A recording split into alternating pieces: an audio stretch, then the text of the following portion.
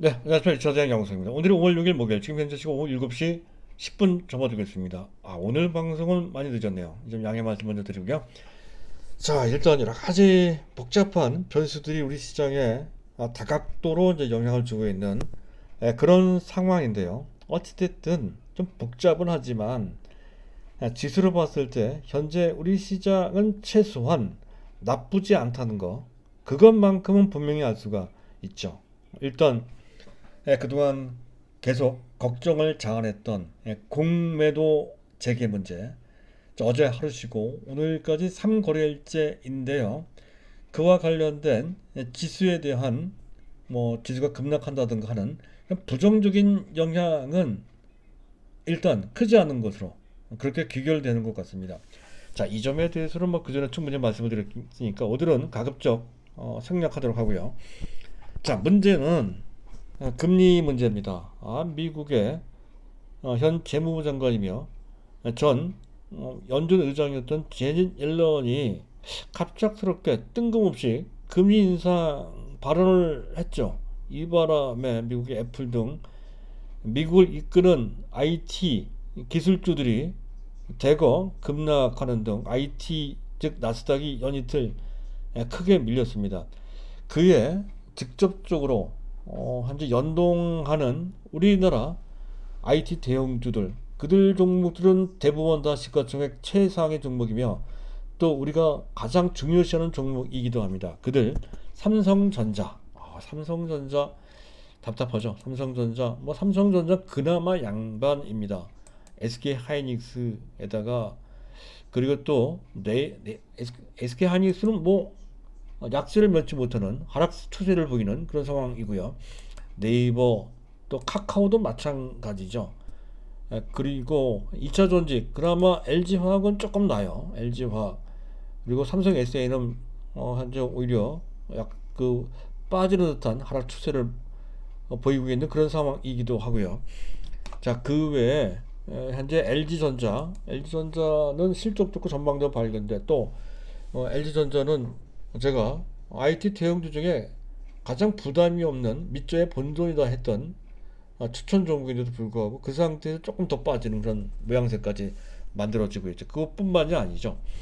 현대차, 원래는 현대차는 굴뚝주 전통 산업 쪽인데 하지만 최근 들어 미래차 영역, 전기차나 수소 연료 전지차 쪽으로 가고 있어서 최근 들어서는 IT주로 편려되고 있는 그런 상황입니다. 해서 현대차까지 포함을 해서 대부분의 시가총액 최상위 IT 대형주들이 일제히 꼼짝도 못하는 그런 상황에 나오고 있다는 것과 대별되게 제2선, 제3선 대형주라고 할 수 있는 자, 이른바 굴뚝주 영역 현재 뭡니까 전통산업이죠. 해운주, HMM이 대표적인 케이스죠. 그리고 현대중공업, 지주 같은 조선주 외에 또 그동안 계속 강조를 드렸던 철강주입니다. 철강주 엄청나죠. 포스코 지금 포스코 들어가도 될 정도로 그리고 또 현대제철 외에 또 건설주에다가 은행주가 아니라 금융지주 쪽이죠. 금융주 그런 쪽들이 일제히 현재 마치 약속이라도 한 것처럼 IT 대형주들은 꼼짝 못하고 전통 굴뚝들이 한테 다 같이 마치 묻지마식으로 동시다발로 다 같이 올라가는 상황이 전개되고 있다는 것은 판도상의 큰 변화다 하는 거죠. 그래서 현재 시점에서 우리 입장에서는 더욱더 고민이 되는 것 같습니다. 몇 가지 고민거리를 정리를 좀 해보면 이렇습니다. 일단 금리 인상이라고 하는 초대형 악재가 지금 펼쳐질 수 있는 약간은 좀 위험할 수 있는 그런 구간을 맞이해서 과연 그 금리 인상이라는 악재를 현재 극복을 하고 다시 강한 상승 추세로 복귀할 수 있는 것인지 만약에 그렇지 않다고 한다면 그와 관련된 충격은 얼마나 크고 지속될지 또 그것이 아닌 애매한 이른바 하드 랜딩이 아닌 소프트 랜딩이었을 때 판도성의 변화는 어떻게 될 것인지 그랬을 때 우리의 전략은 어떻게 바뀔 것인지 아닌지에 대한 진지한 고민을 안 할 수가 없고요. 두 번째, 자, 우리나라 금융시장에서는 아마 한국은행을 중심으로 해서 틀림없이 표현은 조금 지나친 것 같습니다. 굉장히 확률 높게 아마 한국은행이 어, 금년 중에 금리 인상을 단행할 소지가 높아 보입니다. 그것과 관련돼서 우리 시장 판도가 이제 민감하게 반응할 소지가 있다라는 것인데 상당히 현재 짧지 않은 기간 동안 그 판도에 영향을 준다는 건데요. 그랬을 때 우리가 그것을 그냥 방치하기보다는 그에 어느 정도 합류, 동참할 필요가 있다는 것이죠. 그랬을 때 대응 전략인데요. 가장 인기 종목인 HMM을 직접 공략하는 방법도 생각해 볼 수 있고요. 그리고 조금 더 우량 종목인 포스코 같은 종목 공략해 볼 수 있는 방법도 있을 수가 있습니다. 그것도 그거지만 역시 가장 우리 입장에서 봤을 때 부담이 작고 기대 수익도 큰 대상 종목으로 이런 종목이 눈에 띄어요. 이 종목 지금 우리 금융 지주인데요.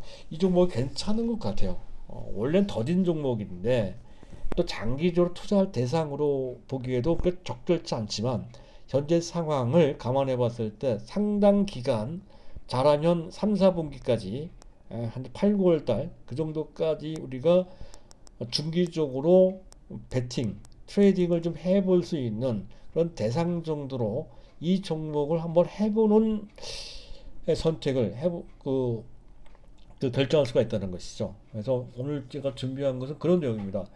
우리 금융 주주에 대한 내용을 자체적인 어떤 펀더멘탈과 그리고 현재 상황까지를 감안해서 그 트레이딩 전략을 제시해 볼까 하는 것을 준비를 좀 했습니다. 자, 오늘도 순서에 맞춰서 이슈부터 말씀을 드려야 될 건데요. 자, 미국 얘기부터 하죠. 미국 정부는 백신 지재권, 지적재산권 보호를 포기하는 것을 검토하는 모양입니다. 이게 아마 그렇게 할 것 같아요. 글로벌 지금 현재 보건 위기가 대단히 심각하죠. 그대로 놔둘 수가 없습니다. 전 세계 인류의 보편적인 공동 이익을 위해서는 전 세계 리더 국인 미국이 그런 식으로 자국만의 이익을 위해서 그렇게 할 수는 없죠. 그래서 이 부분은 결국 재산권이 유예되는 쪽으로 가닥이 잡힐 것 같습니다. 이렇게 되면 백신이나 치료제를 개발하는 이익이 약화될 수밖에 없다는 것이고 바로 그 연장선상에 있는 종목이 셀트리온이죠. 셀트리온 치료제를 개발 중에 있다는 것 때문에 한때 부각이 됐지만 그 개발 이익이 그런 식으로 약화된다라고 했을 때는 투자 매력이 떨어질 수밖에 없습니다. 그래서 주가가 이렇게 밀려 내려오는 것이고요. 셀트리온에 대해서 자주 말씀드렸죠. 삼성 바이오로직스 사더라도 셀트리온을 갖고 계신 분들은 가급적이면 피하실 필요가 있겠다 하는 말씀을 드린 바 있었습니다. 앞으로도 마찬가지입니다. 이 내용은 나중에 기회 있을 때 한 번 더 말씀드리도록 하고요. 자, 그리고 그 대신에 치료제나 백신을 개발하는 그 이익은 약화됐지만 그 생산하는 쪽 어차피 백신이나 치료제를 만드는 어떤 약재 이런 것이 공개가 된다라고 했을 때에는 생산하는 쪽이 부각될 수밖에 없다는 것이죠. 대량으로 생산을 해야 되니까 전 세계 위탁 생산 최대 업체는 삼성 바이오로직스입니다. 그래서 삼성 바이오로직스 부각된 건데, 근데 이 점은 뭐 특별히 현재 큰 이익으로 올 것 같지는 않고요. 어쨌든 뭐 위치 괜찮고 또 현재 내용도 미래 성장 동력도 상당히 막강하죠. 들어서 안 갖고 계신 분들, 특히 우리 입장에서 봤을 때 대부분 IT 대형주 위주로 포트폴리오 구성되어 있는 입장에서 봤을 때는 더욱더 바이오주가 필요합니다. 그래서 그러신 분들은 지금이라도 안 갖고 계신 분들은 삼성바이오로직스 80만 원 되기 전에 미리 사둘 필요가 있다는 거. 물론 장기 투자 관점으로 봐야 된다는 거죠. 단기 트레이딩 관점으로 봤을 때는 상당히 판단하기 어려운 골치 아픈 존재입니다. 그래서 단기 트레이딩 대상으로 적절치 않고요. 장기적 관점에서만 이 종목을 반드시 매수하고 보유할 대상 정도로 보시면 된다는 건데, 장기적 관점에서는 삼성바이오로직스는 차트를 올려놓고 말씀드려야 되겠네. 100만 원은 무조건 넘어간다는 것이죠. 그런 관점으로 보실 필요가 있다는 거고요. 다음은 자, 우리나라에서 특별히 더 김치 프리미엄이 붙어 있는 코인, 이 큰 코인 열풍이 뭐 보통 드센 게 아니라는 것이죠. 코인 거래소인 업비트의 거래 대금이 무려 40조원이 넘어가고 있다는 건데 너무 지나치네요. 이 부분은 약간 걱정이 됩니다. 투기적인 열풍이 불고 있다는 것이 결코 좋은 현상이 아닌 것처럼 지금 현재 그 코인 열풍이 이렇게 뜨겁게 특히 젊은이를 대상으로 해서 일어난다는 것은 그만큼 지금 전반적인 어떤 위화감이나 또는 어떤 그 금융거래 질서 이런 것에 상당한 위해를 줄 수가 있기에 현재 문제가 될 수 있다는 것이죠. 계속 지켜봐야 될 것 같습니다. 적정히 제재가 되겠죠. 그것 때문이라도 금년 중 어느 때 한국은행은 전반적인 금융 분위기를 약간 그 열게시킨다든가 하는 것 또는 투기적인 문제 이 문제를 해소하는 데도 도움이 되기 때문에 아마 금리 인상을 단행하지 않을까라고 볼 수도 있습니다. 그래서 더욱더 그렇게 말씀드린 거고요. 자, 제니 옐런이 이제 금리 인상을 거론했다는 건데 그만큼 미국의 금융시장에도 지나칠 정도로 많은 유동성이 공급되어 있는 상태. 기존에 5조 3천억 달러 외에 또 추가적으로 경기부양책으로 4조 달러가 준비되고 있으니 그것까지 합치면 약 10조 달러 가까운 그런 돈이 자 금년 중 살포된다는 건데 이 정도 얼마 정도나 크냐 하면 2011년부터 2013년, 2010년도부터인가요? 약 3년 정도 되는 사이에 그 당시 미국발 금융위기 그 당시 약 4조 5천억 달러 정도가 공급됐던 것에 비해서 훨씬 더 짧은 기간 내에 그 당시 공급됐던 양의 2배 정도 되는 그런 자금이 현재 그 공급된다는 거죠. 어마어마한 유동성이 공급되고 있습니다. 이에 따라 경기가 과열되는 것은 필연적이고요. 물가도 현재 조금씩 정도가 아니죠. 최근 들어 좀 가파르게 앙등하는 모습이 PC 물가 및 3월달 CPI 소비자 물가 지수에서 포착되고 있는 상황이니 그와 관련된 걱정을 안 할 수가 없죠. 또 실제 월가에서는 현재 미 연준에서 얘기하는 것보다 훨씬 더 빠른 시점에서 즉 조기에 테이퍼링 즉 긴축을 할 수 있다는 것이고 또 금리 인상은 내년 말 정도에 할 수 있다는 얘기가 끊임없이 제기되고 있는 그런 상황입니다. 거기에 맞춰서 제니 옐런 의장이 얘기했습니다. 사실은 이 양반 얘기할 게지는 아닌 것 같습니다. 근데 어쨌든 그래서 미국 기술주가 급락을 했고 우리 증시가 그 영향을 받고 있는 그런 상황이라는 건데 근데 재미있는 것은 실제로 그의 영향권 내에 있는 같은 국채금리는 10년물짜리가 오히려 그럴 때 급등을 해야 되는데 급등하지는 않았어요. 그 이틀간 양일간에 걸쳐 1.5 베이스 포인트 만큼 오히려 내려와서 1.6% 아래 1.5840%에 이르고 있다는 것인데 그것을 보면 그렇게까지 크게 불안한 것 같지는 않습니다. 그리고 제니 옐런 의장이 그 장관이 그것과 관련된 나스닥의 반응이 그래서 그런지 금리 인상은 자기가 금리 인상과 관련 언급을 했지만 그것을 예측한 것도 아니고 추천한 것도 아니다라고 약간 발뺌을 했습니다. 시장을 좀 달랬다는 것이죠. 그래서 이 부분과 관련돼서 보면 결국 이런 것 같아요. 옐런이 사실은 그 전 연준 의장이긴 했지만 지금은 재무부 장관이거든요. 행정부에 속한 책임자입니다. 미국 행정부는 독립된 기관인 미 연준에서 결정하는 금리 문제를 언급하지 않는 것이 현재 언급하지 않는 것이 그 뭡니까 일종의 그 규칙처럼 그렇게 돼 있다는 것이죠. 그것을 언급하는 것은 금기 사항입니다. 그런 것을 언급했다는 것에서 약간 이분이 실수한 것이 아닌가 이렇게 판단이 된다는 것이죠. 더군다나 이 양반이 재직 시 나는 2013년인가 2014년 2014년부터 했거든요. 이 양반 재직 시 매우 신중했습니다. 그래서 금리 인상 즉 긴축과 관련된 시장에 대한 충격을 최소화시키는 데 상당히 진력을 다했다는 것이죠. 1년 잠깐 보시도록 하시죠. 2015년 7월경에 금리 인상을 할 수도 있다라고 하면서 시장의 충격을 미리 말로 언급함으로써 그 문제가 스스로 시장에 소화될 수 있는 충분한 시간을 줬고요. 실제 인상된 것은 6개월인가 5개월 후에 2015년도 12월 달 첫 인상을 했다는 건데, 그 이후에 금리를 빠른 속도 인상시킨 것도 아니고 연간 한 두 차례 정도, 두 번이나 세 번 정도, 그것도 2년간에 걸쳐서 총 5번 인상을 했거든요. 그렇게 급하게 많이 올린 것도 또한 아니죠. 그래서 그 사이에 실제로 그 금리 인상과 관련된 부담을 안고 조정받긴 받았는데 큰 폭으로 조정받지 않았습니다. 2015년 7월달, 8월달 약 2개월, 그 이후에 2015년 12월달부터 2016년 2월달까지 조정받긴 받았는데 고점 대비로 약 15% 정도 받았다는 건데, 잠깐 차트 한번 보시도록 하시죠. 현재 보고 계신 화면에 있는 차트가 나스닥 일봉 차트인데요. 밑에 화살 표시한 지점이, 첫 번째 화살은 금리 인상할 수도 있다라고 했던 2015년도 당시 7월달 정도, 그 당시고요. 그리고 실제 금리를 인상한 것은 2015년도 12월달이었습니다.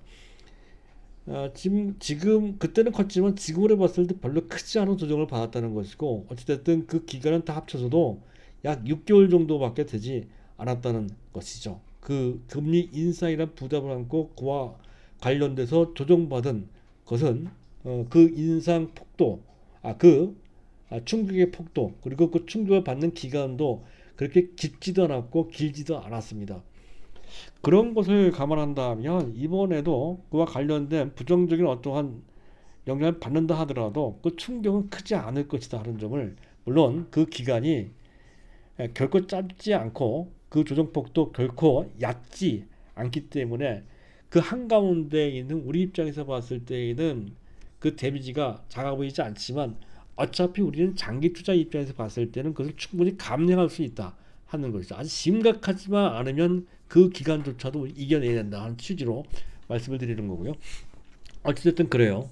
그리고 현재 미국 연준 의원 17명인데요. 그중에 인상 주장자, 이른바 강성 매파, 약간 매파 성향 보이는 사람도 있지만 왔다 갔다 거의 중도로 봐야 되고요.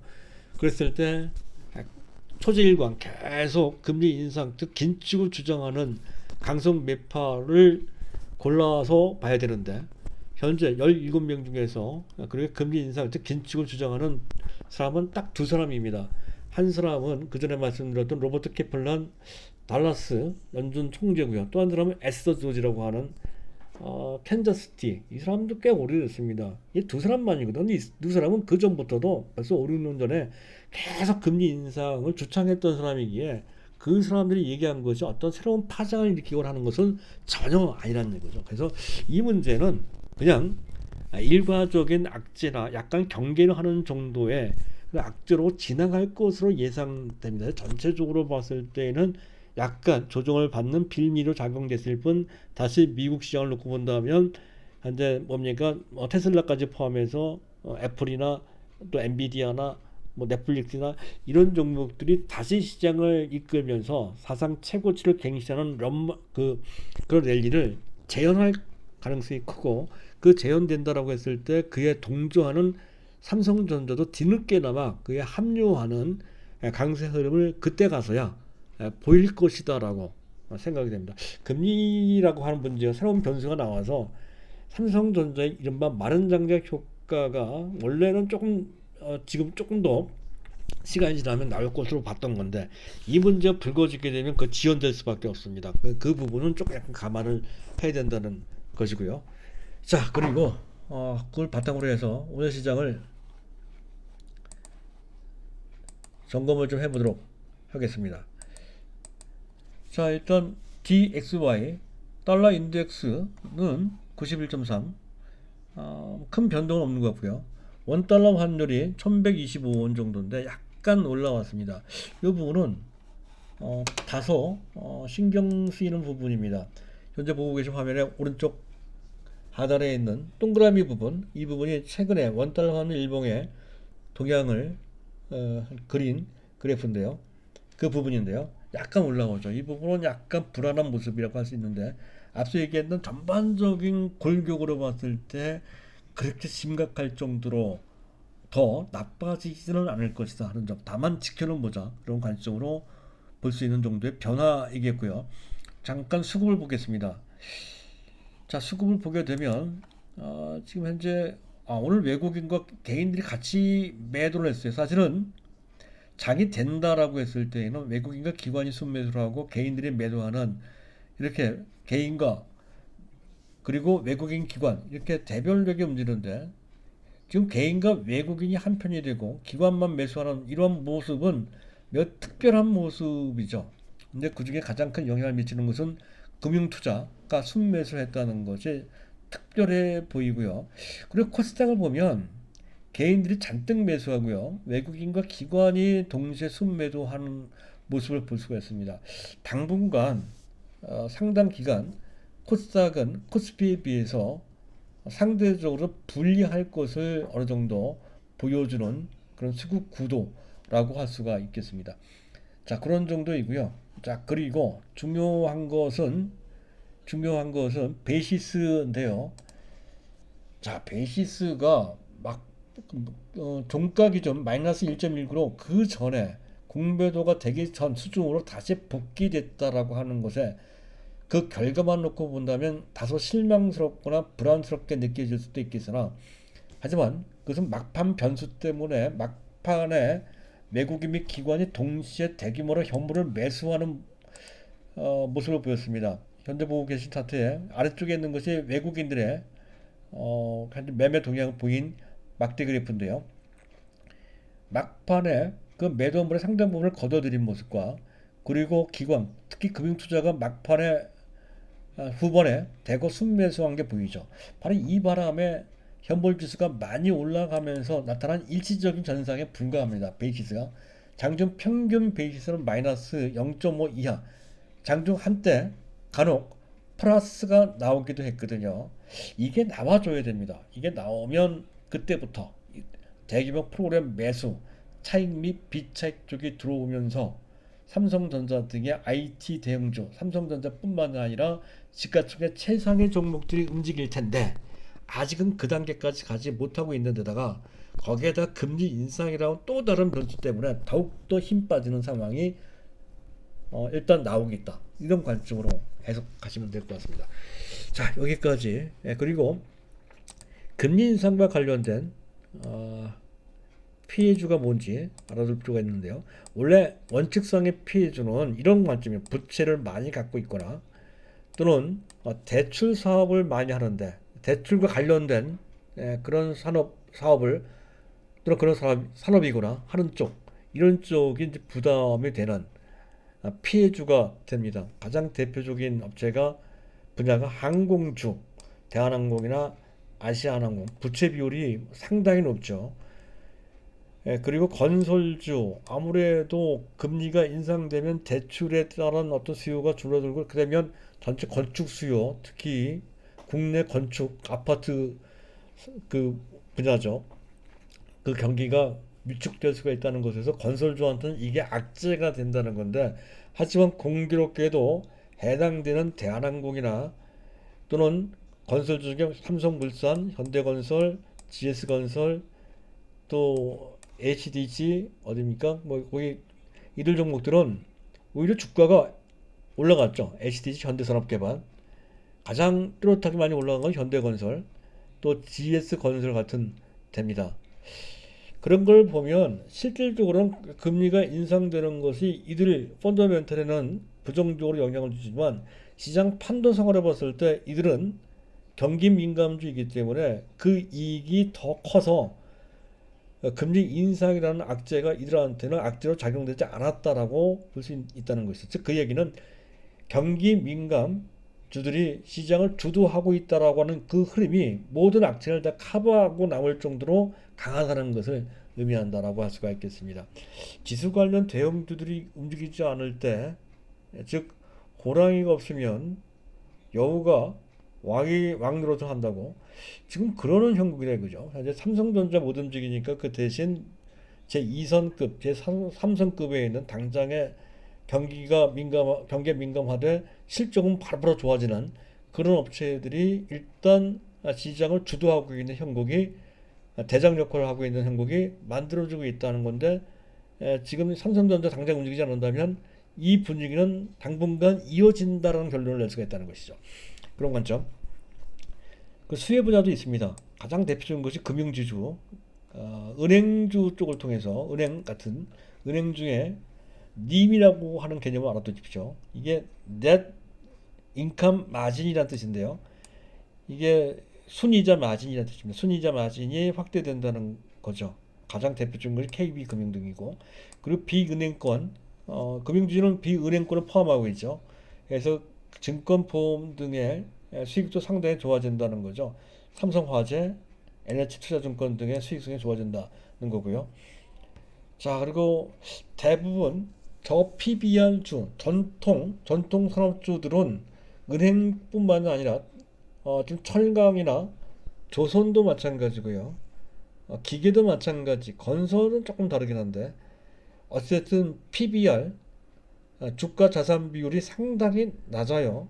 그래서 지금 금리가 인상되면 아무래도 그런 가치주가 부각된다는 측면에서 저 PBR 주들이 부각될 수 있다는 건데, 그 상대적인 개념에 IT 대형주들이 있습니다. 수익성은 좋으나 삼성전자를 위시해서 대부분의 IT 대형주들은 PBR이 상당히 높은 편입니다. 성장주이기 때문에 그런 거죠. 지금은 금리가 인상되는 시즌이다 해서 국내 기관들은 일단은 삼성전자를 매수할 수 있는 자금도 없고 하니 그들 주변 제2성급, 3성급에 있는 대형주에 몰입하는 그런 현상이 나오고 있어서 그런 판도가 만들어지고 있다. 이렇게 이해를 하시면 되고요. 자, 그리고 경기 민감 전통 산업, 금리 인상과 관련돼서 아까 얘기했던 그 맥락선상에 해운주, 철강주, 비철금속, 고려아연, 풍선, 이런 것도 같이 움직이네요.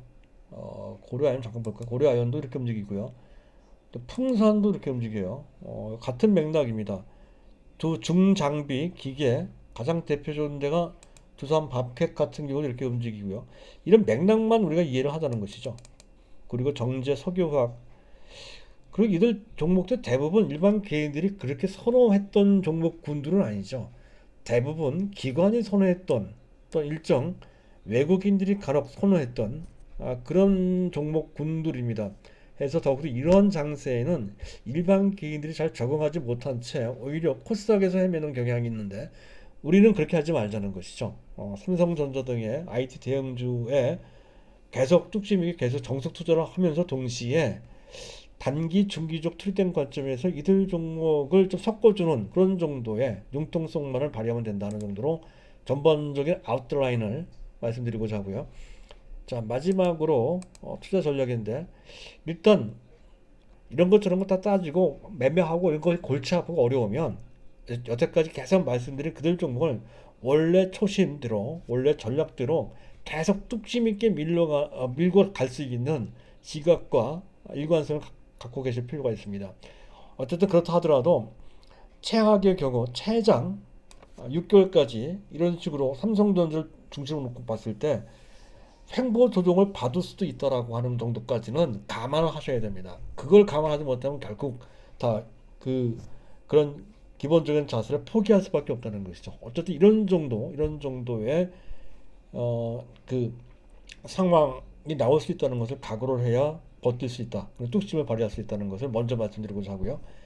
자, 그리고 그렇게 하는 것보다 조금 더 융통성 있게 하고자 하시는 분들, 그럴 여유가 있으신 분들은 실적 초점주에 단기 트레이딩을 할 수 있다는 건데, 앞에서 설명드렸듯이 이왕 하시려면 핫스팟 가장 뜨거운 종목을 해야 된다는 건데, 두 종목이 있습니다. 한 종목은 HMM이 있고 또 한 종목은 포스코가 있는데, 지금 너무 높기 때문에 무턱대고 들어가는 것은 매우 부적절합니다. 위험할 수 있다는 것이죠. 그래서 이런 경우에는 반드시 손절 기준가를 정해놓고 트레이딩을 해야 된다는 건데, 워낙 뜨거운 종목이기 때문에 손절 기준가를 더 밑에 나서는 안 됩니다. 바싹 붙여서 그 손절가를 정해놔야 된다는 것이죠. HMN 같은 경우에는 오늘 종가가 39,900원인데요. 그 밑에 약 5% 정도 밑에 있는 38,000원 정도. 그 자기의 성향이나 또는 자기의 기법이나 자기 입장이나 그런 것에 따라 달라질 수 있습니다. 하지만 제가 제시드리는 한 예로 그런 정도 제시하는 그런 정도 하는 것이 일단 괜찮을 것 같다 하는 그런 말씀을 드리는 거고요. 포스코는 등치가 좀 크고 주가도 좀 비싸죠. 그리고 장기 투자 종목이며 또 우량한 종목이며 장기 투자 대상이 된다는 그런 말씀이고요. 그랬을 때 손절 기준가를 조금 여유 있게 볼 수가 있습니다. 그래서 37만 원, 37만 원 정도 조금 더 밑에 놔둘 수 있다는 건데 트레이딩 관점으로 만약에 매매를 한다면 그런 정도의 손절 기준가를 정해놓고 할 수 있다는 것을 한 예시로서 말씀드리는 것 뿐입니다. 장기적으로 가져간다라고 해도 충분히 괜찮은 종목이 바로 포스코입니다. 50만 원 넘어갈 것으로 예상이 된다 하는 관점으로 보시면 된다는 건데 단기적으로 본다 했을 때는 그 정도로 그때 목표 가격은 아까 얘기했던 HMM 같은 경우는 43,000원이고 그리고 포스코 같은 경우는 44만 원 정도 보시면 된다는 것이죠. 그리고 조금 그보다 그 뜨거운 정도가 낮은 약간 스무딩한 그런 종목으로서는 그런 스팟 종목으로서는 현재 그 금융지주가 마땅하다는 건데요. 꼭 우리 금융지주가 아니다 하더라도 전체 금융지주를 보면 일단 한국은행에서 올해 말까지 금리 인상할 가능성이 상당히 크다는 그런 재료가 있고요. 그리고 우리 시장 내 4대 금융지주의 실적이 모두 다 괜찮아요. 다 어닝 서프라이즈. 사실은 금융지주 외에 웬만한 전통산업에 있는 해당되는 종목들 대부분 다 실적이 좋기도 하지만 금융지주는 상당히 안정적으로 좋습니다. 분기별로 이미 사상 최대 그, 어, 그 금융지주는 영업이익을 따지지 않고 네트 인컴을 따집니다. 순이익 규모가 다 사상 최고치 수준이고요. 그리고 여건상 아까 얘기했던 순이자 마진 상당히 빠른 속도로 좋아지고 있는 지금 현재 우리금융 같은 경우 1.3%를 넘어서고 있다는 것이죠. 그리고 신한은행이나 기타 등등도 1.5%를 넘어가는 데도 있어요. 어쨌든 다 좋아요. 그리고 수익성 그렇게 가파르게 좋아지고 있는데 대선 충당금 비중은 오히려 낮아지고 있습니다. 이건 대선 충당금이 가장 큰 비용 부담이거든요. 그럼 오히려 낮아지고 있는 그 4개 4대 금융지주 모두가 다 마찬가지 비슷합니다. 신한금융지주, 또 우리금융지주, 또 하나금융지주도 있고요. KB금융지주도 있죠. KB금융 다 마찬가지입니다.